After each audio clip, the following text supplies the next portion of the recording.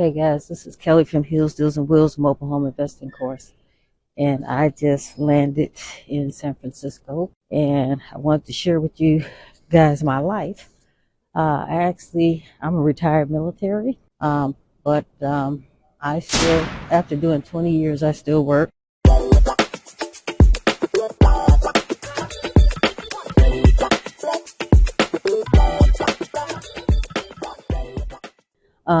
And so those of you who have been following us, me and my brother are in the mobile home investing business. My brother's name is Joel Harden. He still works as well. So the main reason for us still working, I live in between two places. I live in between California, which I just landed here, and I hate it. It's too expensive here. However, I'm a registered nurse, and if I were to be allowed to work a 18-hour shift here in California, if that was legally possible, that would be 2 weeks pay in Texas. So that's one of the big reasons why I travel back and forth. Another reason why I travel back and forth is because, guys, when you're doing business inside of a park, and the park owner or the park manager is asking you for proof of income, you are going to have to show them that you make enough money to not only live where you live in your own home, but you're going to have to be able to show them that you can also afford the lot rent. Okay? So that is one of the big reasons why I still work. Sure, my military retirement can show proof of that.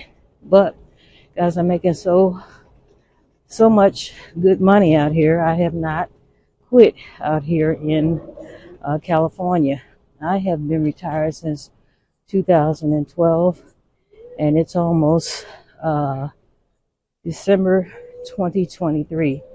So that is the main reason. So those of you who quit your job, or those of you who take these courses and these courses tell you to quit your job, be very careful with that, because what they're not telling you is that maybe their wives still work, or maybe their husbands still work. Okay, they might have quit, but maybe their spouse still works. And do they have any regrets regarding quitting? That's another thing you have to think about. So be careful quitting your job. I tell my students this all the time. Be careful doing that, because you're going to have to show proof of income, especially if you're going to do business in the park. You're going to have to show proof of income that you can afford, like I said, where you live, and also the lot rent as well. That's what you're going to have to do. Some of you seem to take it personally that the mobile home park manager has something against you, and that could not be furthest from the truth. The thing that's going on with the mobile home park managers, and sometimes they have a bad attitude, it's not because of you per se.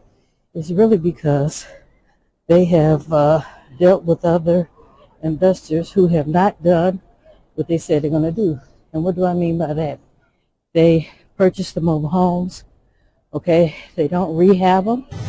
A lot of times they don't care anything about the inside of the mobile home. They just really care about the outside of the mobile home. And so a lot of previous investors don't do what they said they're going to do. And that's where the big problem comes in. And then here you come along asking, are they investor friendly? And guys, they're not too happy about the previous people. And sometimes they take it out on you guys. So whatever you do, do not take it personal. If you're planning on being in this business, if you're planning on being a serious mobile home investor. Okay, so I'm headed to my Uber, and just recently I was contacted by a gentleman whose father sold his mobile home to an investor, and he contacted me because he thought I knew the investor personally but I didn't. I didn't know the investor personally. So what happened is the investor purchased the mobile home from a 93-year-old gentleman, and he promised he was going to move that mobile home, and he never did. And it's been over 7 months. He was pissed at me because he thought I did business with this individual. And that's case in point. When you're going to be a serious mobile home investor, you have to do what you say you're going to do. Okay? Because you're not only building relationships with the mobile home park managers and the owners, you're also building relationships with the sellers as well as the buyers too. So there's a lot of pieces to the puzzle in order for you to be successful. And leaving somebody out in the cold like that is not the way to do it. So I'm out here waiting for my Uber. So once again, I reiterate, when you think the mobile home park manager is pissed at you, doesn't like you, it's not you. Do not take it personal. Basically, in a nutshell, what's going on, they have dealt with previous investors who haven't done what they said they were going to do. They buy the mobile homes, and if the park manager tells them that it has to be a certain color, it has to have a peak in the roof, or it has to have central air, or it has to have a certain type of skirting, or it has to have, stairs on the outside of the mobile home, what happens is other investors have made it bad for some of you guys. And that's why some of them have attitudes.